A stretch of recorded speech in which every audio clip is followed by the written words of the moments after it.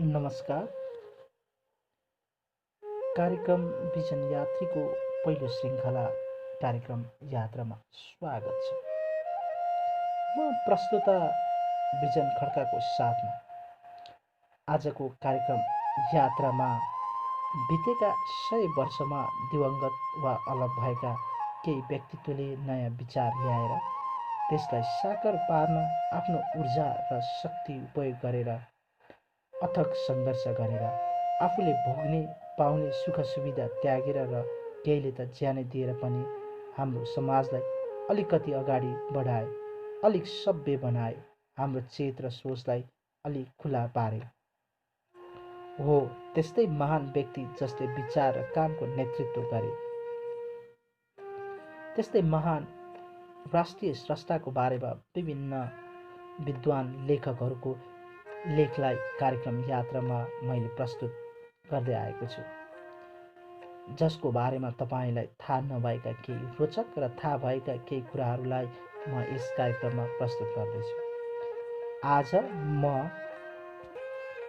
डम्बर चेम्जुङज्यूले लेख्नुभएको लेखलाई कार्यक्रममा प्रस्तुत गर्दैछु।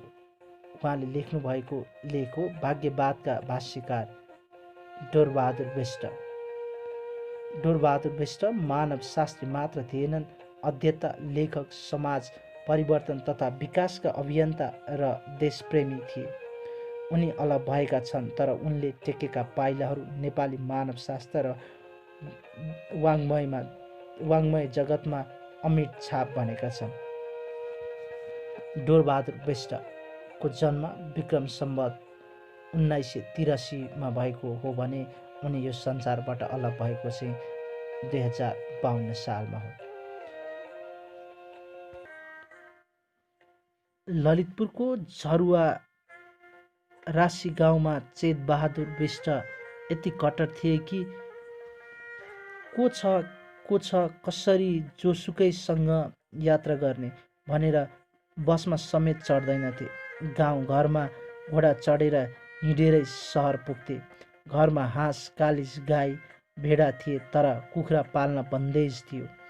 तिनै चेतबहादुरका छोरा डोरबहादुर कालान्तरमा जात जाति र समुदायको विविध पक्ष र अध्ययन अनुसन्धान गरेर कहलिए नेपाली मानव शास्त्रका संस्थापक प्राध्यापक बने।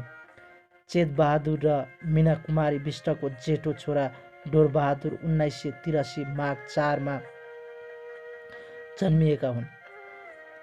उनको विवाह गोर्खाकी नारायणी बस्नेतसँग भएको थियो। उनीहरूका 3 छोरा र 1 छोरी छन्।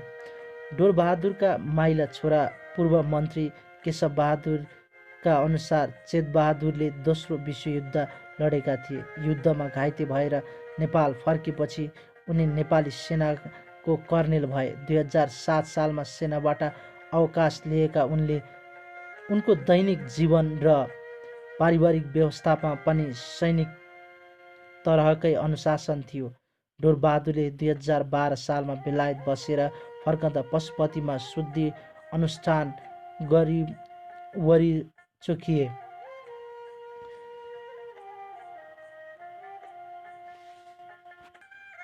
डोरबहादुर 2012 सालमा बेलायत बसेर फर्कँदा पशुपतिमा शुद्धि अनुष्ठान गरी वरी चोखिएर मात्र घर पसे अनुमति पाएका थिए। डोरबहादुर सानो छँदै अलि बढी जिज्ञासु थिए।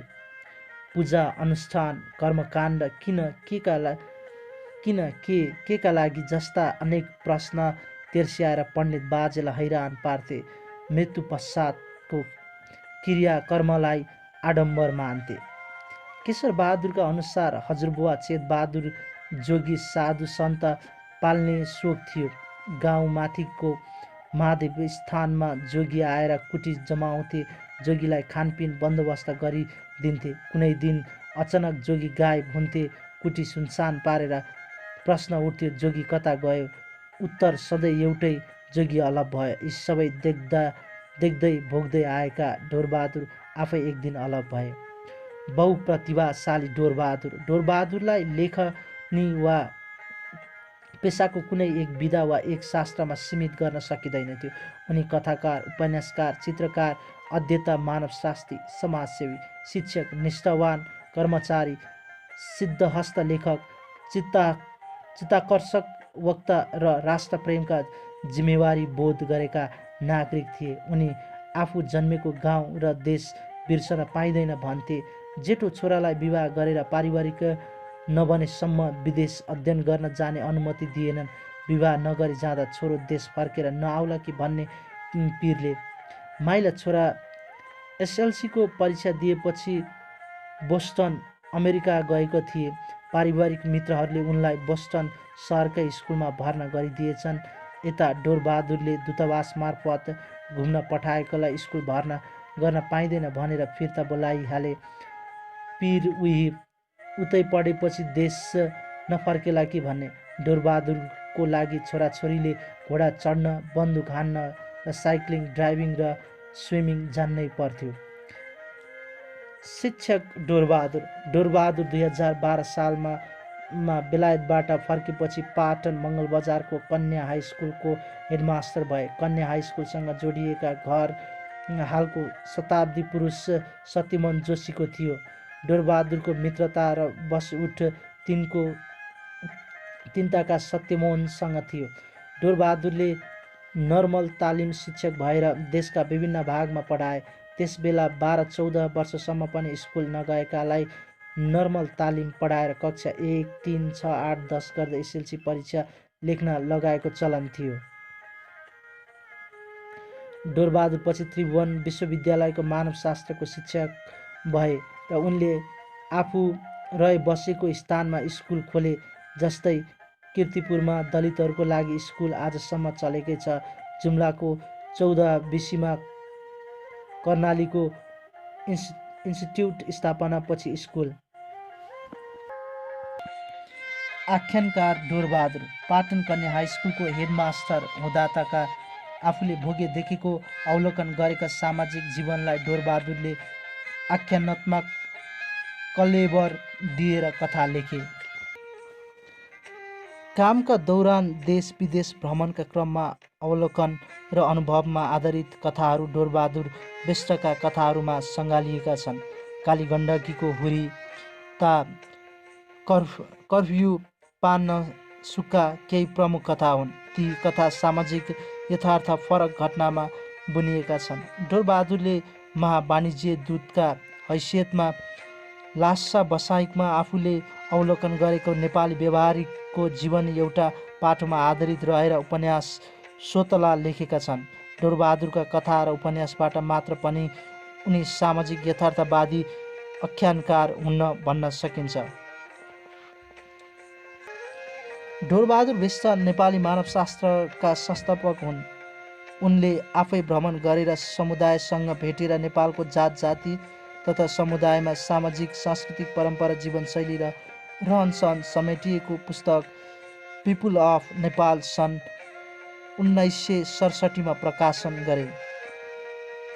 त्यति बेला नेपालमा सांस्कृतिक र सामाजिक विविधता झल्काउने सबैभन्दा आधिकारिक पुस्तक थियो पिपुल अफ नेपाल। सम्बन्धित विषयमा यो पुस्तक आज पनि अतुलनीय छ। पिपुल अफ नेपालको नेपालीमा अनुदित पुस्तक सबै जातको फुलबारी हो। त्रिभुवन विश्वविद्यालयको अनुसन्धान केन्द्र centre for Nepal and Asian studies सिनासमा रहेर उनले नेपालमा मानवशास्त्रीय अध्ययन अनुसन्धान गरिरहेकै बखत सन् 1981 मा स्नातकोत्तर तहमा मानवशास्त्र र समाजशास्त्र विषयमा अध्ययन सुरु भयो। त्यसका प्रथम शिक्षक डोरबहादुर नै भए। पिपुल अफ नेपालमा सम्भवतः नेपालबारे नेपालबाट प्रकाशित पुस्तकमा सबैभन्दा बढी बिक्री हुनेमा पर्छ। प्रथम प्रकाशन भएको 5 दशकपछि आज पनि यो पुस्तक निरन्तर बिक्री भइरहेको छ। डोरबहादुरका छोरा केशर बहादुर सम्झन्छन् त्यो पुस्तक राजा वीरेन्द्रलाई अत्यन्त मन परेको थियो।